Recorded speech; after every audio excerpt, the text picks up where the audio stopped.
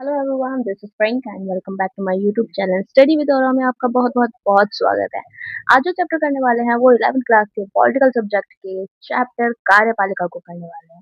जैसे कि आप देख सकते हैं हमारे चैप्टर के कुछ टॉपिक्स मैंने सामने लिखे हुए कि आज इस चैप्टर में हम करने क्या वाले हैं, पढ़ने क्या वाले हैं। हम इस पर कार्यपालिका के अर्थ के बारे में पढ़ेंगे, प्रमुख कार्य के बारे में पढ़ेंगे और प्रकार के बारे में पढ़ेंगे।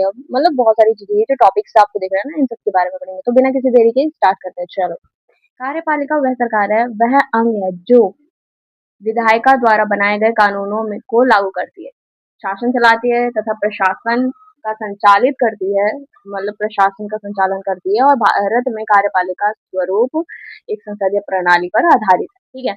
कार्यपालिका का अर्थ क्या होता है? इसका अर्थ ये होता है कि मतलब ये सरकार का वह अंग है जो कानूनों को लागू करती है, सरकारी नीतियां बनाती है और लागू करती है, प्रशासन का संचालन करती है, देश की सुरक्षा एवं विदेशी नीति का संचालन करती है। ठीक है। अब इसमें उदाहरण कौन कौन से आ जाएंगे? राष्ट्रपति आ जाएंगे, प्रधानमंत्री आ जाएंगे, मंत्रिपरिषद आ जाएंगे, राज्यपाल आ जाएंगे, मुख्यमंत्री और तथा नौकरशाही आईएएस आईपीएस आदि। ठीक है, ये सारे लोग आ जाएंगे इसमें। ठीक है।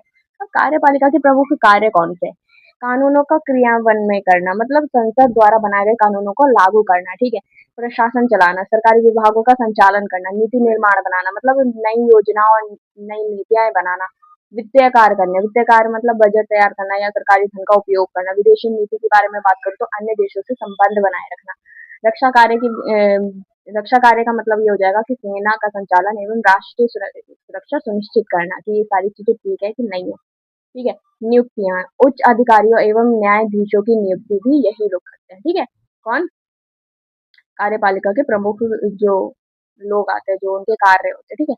ये कार्य में एक है। अब कार्यपालिका के प्रकार कितने हैं मैं बता दूं आपको। कार्यपालिका में सबसे पहला आता है राजनीतिक कार्यपालिका। ठीक है। इसका मतलब क्या अर्थ होता है, मतलब क्या चीजें होती है वो मैं बता देती हूँ। जनता द्वारा चुने गए प्रतिनिधियों से बनी होती है ये राजनीतिक कार्यपालिका। ठीक है। जनता द्वारा चुने गए प्रतिनिधियों से चुनाव के बाद बदल सकती है ये। चुनाव आया, कोई और किसी ने मतलब नागरिकों ने चुना, तो वो कोई और बन जाएगा प्रतिनिधि। ठीक है। फिर नीतियां बनती है यहाँ पे। फिर उदाहरण सही जैसे राष्ट्रपति, प्रधानमंत्री और मंत्री। ठीक है। ये तीन आ जाते हैं उदाहरण में। अब मैं आपको बताऊँ स्थायी कार्यपालिका क्या होता है। सरकारी अधिकारी होता है ये। इसमें लाइक गवर्नमेंट एम्प्लॉय होते हैं। सरकार बदलने पर भी पद पर ये बने रहते हैं और नीतियों को लागू करते हैं। ठीक है। उदाहरण के लिए आईएएस, आईपीएस, आईएफएस अधिकारी, है ना। ये सारे हो जाएंगे सरकारी एम्प्लॉय, लाइक ऐसा। ठीक है। तो मैं आपको बता दूं संसदीय एवं राष्ट्रीय प्रणाली के बारे में। संसदीय प्रणाली और राष्ट्रीय प्रणाली दोनों ही अलग अलग चीज है। मैं आपको बता दूं कि कार्यपालिका संसद के प्रति उत्तरदायी होती है। ठीक है। कार्यपालिका जो होती है वो संसद के प्रति उत्तरदायी होती है, बट राष्ट्रपति प्रणाली जो होती है वो राष्ट्रपति जनता के प्रति उत्तरदायी होती है। ठीक है। संसद प्रणाली क्या होती है कि प्रधानमंत्री वास्तविक कार्यपालिका, मतलब जो प्रधानमंत्री वास्तविक कार्यपालिका रहते हैं। और ये राष्ट्रपति प्रणाली में क्या रहता है? राष्ट्रपति वास्तविक कार्यपालिका रहता है। ये संसद प्रधानमंत्री पे डिपेंड होता है और राष्ट्रपति प्रणाली राष्ट्रपति पे। ठीक है। अब आ जाओ संसदीय प्रणाली के भारत और ब्रिटेन में। और यहाँ पे राष्ट्रपति प्रणाली मतलब अमेरिका। ठीक है। संसदीय प्रणाली अलग है, राष्ट्रपति प्रणाली अलग है। आ जाओ भारत में संसदीय कार्यपालिका क्यों अपनाई गई? जो भारत है, भारत में संसदीय कार्यपालिका क्यों अपनाई गई वो चीज बतानी है।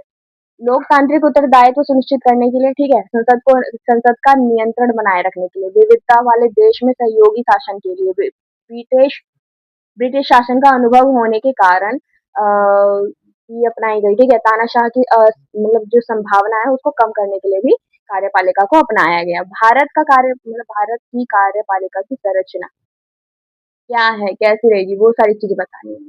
जो संघ स्तर पे होता है ना, वो राष्ट्रपति, उपराष्ट्रपति, प्रधानमंत्री आ जाते हैं, मंत्रिपरिषद आ जाता है, मंत्रिमंडल आ जाता है, नौकरशाही आ जाते हैं। मतलब इसमें आ जाएंगे संघ स्तर पर ये सारे लोग। ठीक है।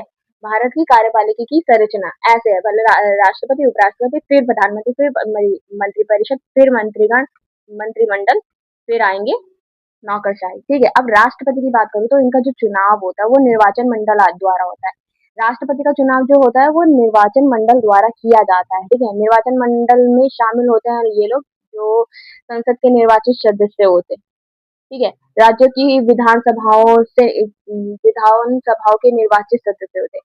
इन लोगों के द्वारा राष्ट्रपति का चुनाव किया जाता है। योग्यता क्या होनी चाहिए राष्ट्रपति के लिए? भारत का नागरिक हो फर्स्ट ऑफ ऑल, ठीक है, 35 वर्ष आयु हो मिनिमम, ठीक है, लोकसभा सदस्य बनने का योग्य हो, मतलब लोकसभा बनने के सदस्य का योग्य हो, किसी को भी उठा के नहीं बनाया जा सकता राष्ट्रपति, योग्य भी होने चाहिए, ठीक है।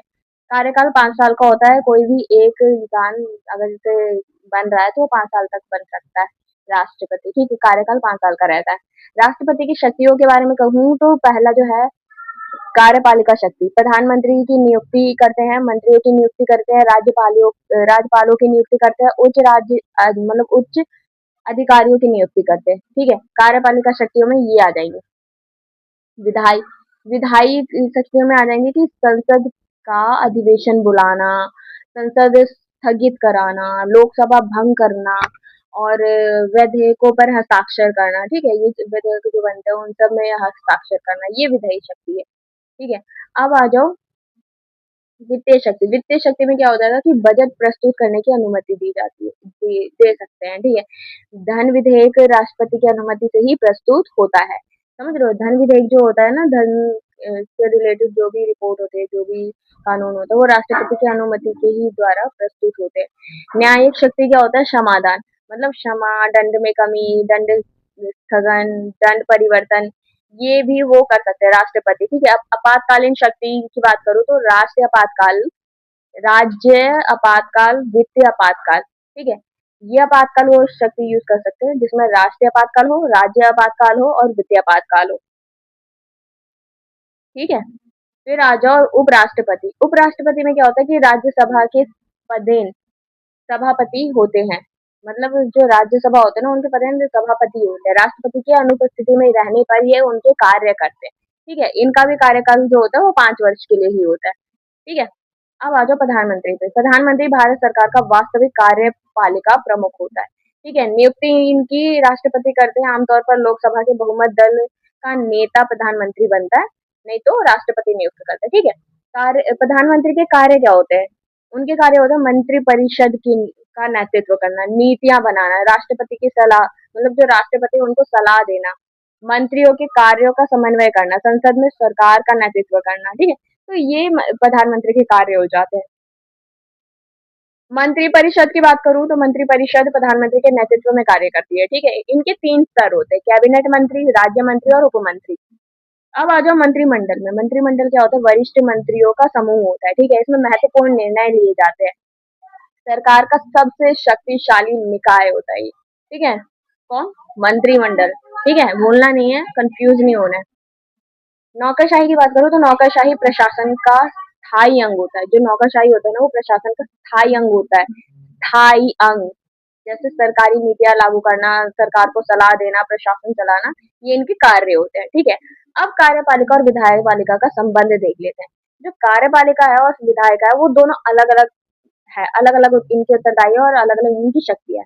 कार्यपालिका संसद के प्रति उत्तरदायी होती है, ठीक है। लोकसभा अविश्वास प्रस्ताव पारित कर सरकार को हटा सकती है। जो लोकसभा है वो जो प्रस्ताव होता है उससे सरकार हटा सकती है। संसद कार्यपालिका पर प्रश्नकाल, शून्यकाल और समितियों के माध्यम से नियंत्रण रखती है कार्यपालिका पर, ठीक है। प्रश्नकाल, शून्यकाल और समितियों के द्वारा नियंत्रण रखती है कार्यपालिका पर, समझ रहे हो? चलो आ जाओ क्वेश्चन पे। नोटबुक और पेन साथ में लेके बैठो, साथ के साथ नोट करते जाओ, ठीक है। लॉन्ग इंपॉर्टेंट क्वेश्चन है। चलो स्टार्ट करते हैं क्वेश्चन। पहला जो क्वेश्चन है, कार्यपालिका क्या है, इसके मुख्य कार्य क्या है, मतलब विस्तार से बताना। पहले डेफिनेशन, फिर इसके कार्य, इसके काम क्या है, ये क्या करता है, वो सारी चीजें बतानी है, ठीक है। कार्यपालिका सरकार का वह अंग है जो विधायिका द्वारा बनाए गए कानूनों को लागू करता है, ठीक है, तथा देश के प्रशासन का संचालन करता है। भारत में कार्यपालिका का नेतृत्व राष्ट्रपति के नाम पर, मतलब नाम पर कार्यपालिका नेतृत्व राष्ट्रपति के नाम पर तथा वास्तविक रूप से प्रधानमंत्री और मंत्रिपरिषद द्वारा किया जाता है। चीजें समझ रहे हो? ऐसी है। और इसका कार्य क्या है पहले बता दूं मैं आपको। कानून का क्रियान्वयन करना, मतलब संसद द्वारा बनाए गए कानूनों को पूरे देश में लागू करवाना, ठीक है, कार्यपालिका का मुख्य काम होता है। प्रशासन का संचालन, देश के सभी मंत्रालयों, विभागों, सरकारी संस्थानों का संचालन कार्यपालिका करती है। नीति निर्माण की बात करूँ तो सरकार की नई योजनाएं, विकास कार्यक्रम, कल्याणकारी नीतियां ये सब तैयार करते हैं नीति निर्माण में। वित्तीय कार्य की बात करूँ तो बजट तैयार करना, कर संग्रह करना, सरकारी धन का उचित उपयोग सुनिश्चित करना, ये सारे काम भी कार्यपालिका करती है। रक्षा और सुरक्षा की बात करूँ तो देश की सीमा सीमा की सुरक्षा तथा सेना का संचालन भी करती है ये। देखिए, ठीक है। देश विदेश के मतलब नीतियां देखती है, अन्य देशों के साथ संबंध स्थापित करना, अंतर्राष्ट्रीय समझौते कराना, ये भी कार्य कार्यपालिका का होता है। ठीक है। नियुक्ति की बात करूँ तो राज्यपाल, न्यायाधीश, चुनाव आयुक्त तथा अन्य उच्च अधिकारी जो है उनकी नियुक्ति कौन करता है? कार्यपालिका। इस प्रकार कार्यपालिका सरकार का सबसे सक्रिय अंग है जो देश के प्रशासन, विकास तथा सुरक्षा की जिम्मेदारी निभाती है। ठीक है। नेक्स्ट क्वेश्चन आ जाओ। भारत में संसदीय कार्यपालिका की प्रमुख विशेषता बताओ। मतलब जो भारत है, भारत में कार्यपालिका की प्रमुख विशेषताएं बतानी। क्या विशेषताएं? तो मैं आपको बता दूं कि भारत ने ब्रिटेन की शासन प्रणाली को अपनाया। ठीक है। इसमें कार्यपालिका संसद के प्रति उत्तरदायी होती है। ठीक है। अब प्रमुख विशेषता की बात करूँ तो द्वैत कार्यपालिका। इसका मतलब क्या हो जाता है कि भारत में राष्ट्रपति संवैधानिक कार्यपालिका है, मतलब नाम मात्र कार्यपालिका है, जबकि प्रधानमंत्री वास्तविक कार्यपालिका है, मतलब होता है। ठीक है।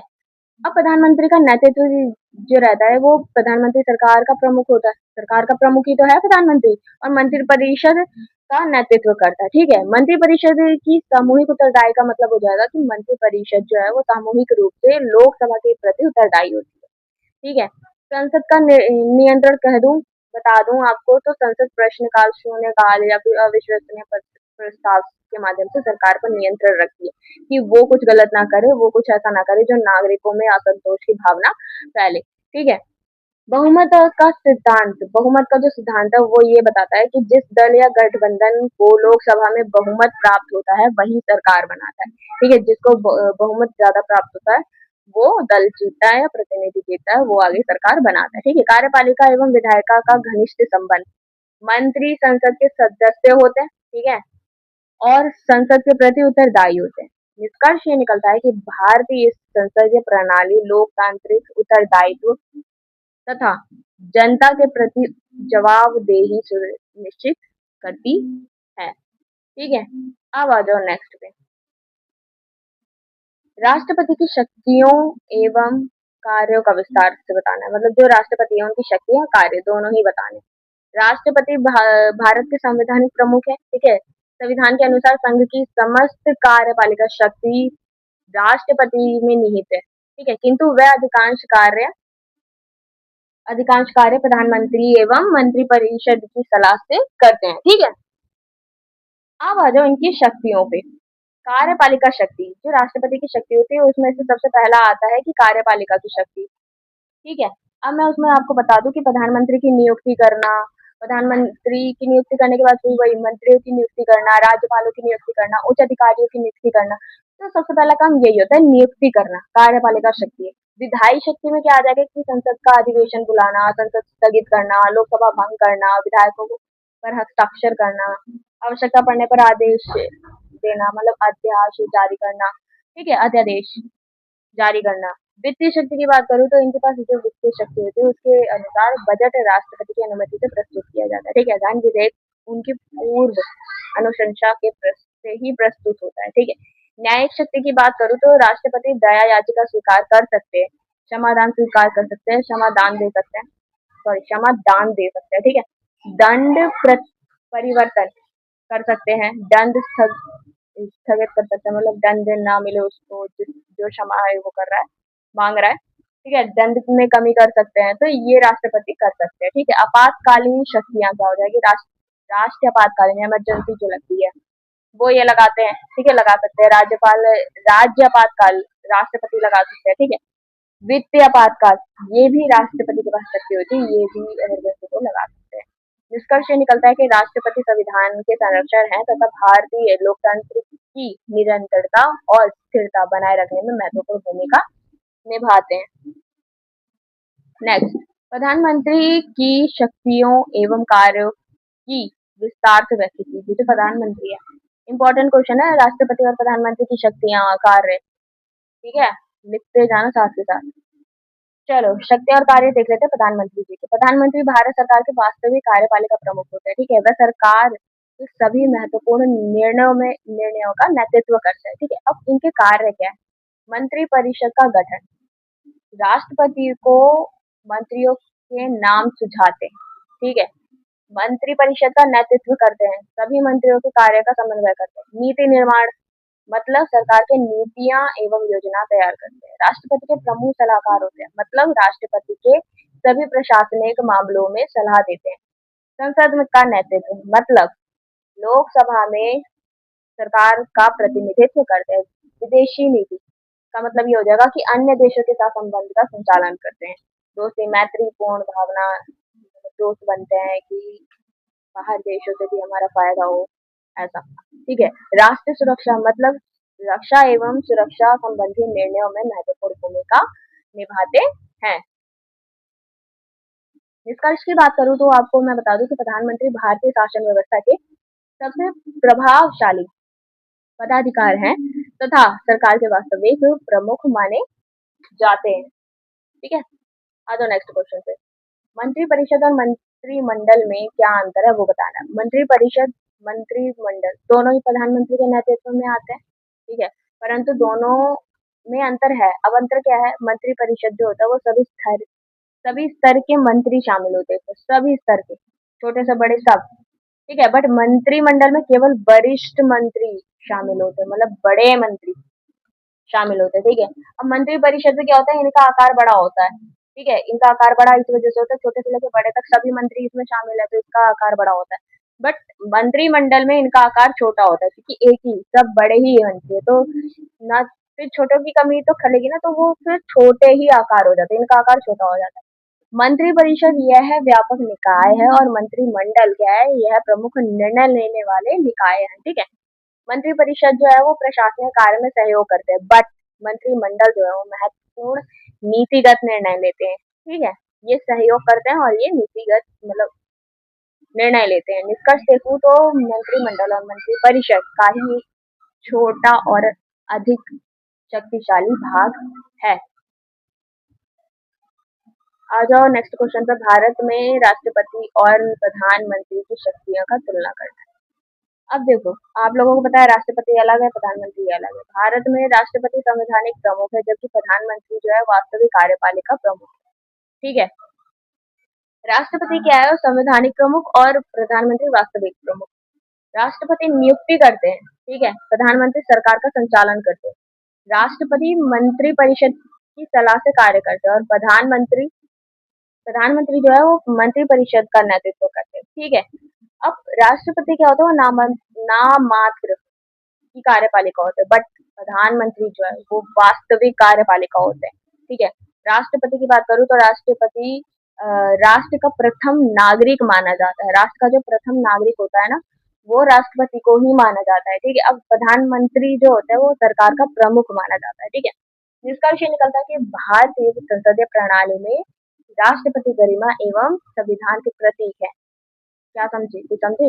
राष्ट्र भारतीय संसदीय प्रणाली में राष्ट्रपति गरिमा एवं संविधान के प्रतीक है, जबकि प्रधानमंत्री शासन और प्रशासन का वास्तविक संचालन करते हैं। समझ रहे हो? इन दोनों के कार्य अलग है और ये दोनों ही अलग है, इनके कार्य अलग है, इनकी शक्तियां अलग है। नेक्स्ट क्वेश्चन, राजनीतिक कार्यपालिका और स्थायी कार्यपालिका में क्या अंतर है? अब मैं आपको बता दूं कि जो भारतीय प्रशासन है वो कार्यपालिका वो दो है, एक राजनीतिक कार्यपालिका, एक स्थायी पालिका। अब राजनीतिक पालिका क्या होती है? वो जनता द्वारा चुनी जाती है, बट जो कार्यपालिका होती है वो प्रतियोगी परीक्षाओं द्वारा नियुक्त होती है, ठीक है। और फिर राजनीतिक कार्यपालिका सरकार बदलने पे बदल जाती है। मैं जैसे जीती हूँ चुनाव में, मैं जीत गई, 5 साल बाद अगर दोबारा चुनाव, मतलब अगर नहीं 5 साल बाद दोबारा चुनाव होगा, अगर मेरी जगह कोई और जीत जाता है तो सरकार बदल जाएगी, मैं वहां पे नहीं, मतलब अस्थायी हूँ मैं वहां पे, ठीक है।